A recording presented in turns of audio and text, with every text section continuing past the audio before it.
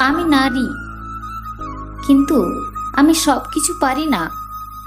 আমি জড় পদার্থের মতো মুখ বুজে সহ্য করতে পারি না, কারণ আমার প্রাণ আছে। আমি পাথরের মূর্তির মতো দাঁড়িয়ে দাঁড়িয়ে অন্যায় মেনে নিতে পারি না, কারণ আমার আত্মমর্যাদা আছে। আমি দম বন্ধকর পরিস্থিতিতে অর্ধমৃত হয়ে বাঁচতে পারি না, কারণ আমার শ্বাসক্রিয়া সচল আছে।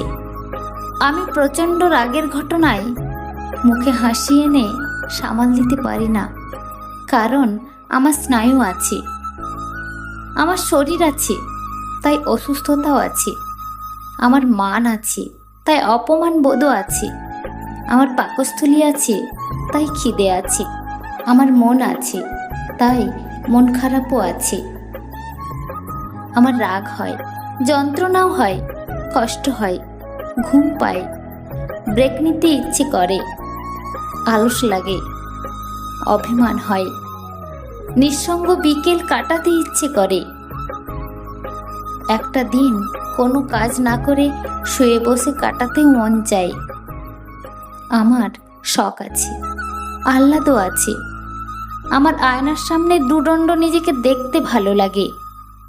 আমাদের জীবনেও আলোর প্রয়োজন হয়। আমরা নারী, আমাদের ইচ্ছে আছে, অনিচ্ছে আছে, প্রতিবাদ আছে, প্রতিরোধ আছে, ইগো আছে, কান্না আছে, না বলার অধিকার আছে।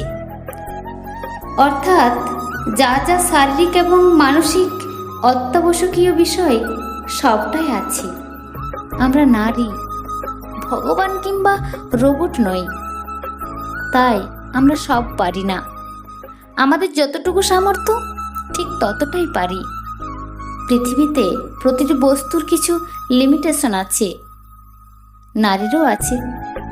আমরা নারী, আমরা নাকি সব পারি এই বলে মহান হওয়ার দায় প্লিজ অন্যের উপর চাপিয়ে দেবেন না, নিজেও চাপ নেবেন না। কারণ আপনি পৃথিবী শুদ্ধ মানুষের এক্সপেকটেশনের ভার একা বহন করতে পারবেন না, কখনোই পারবেন না।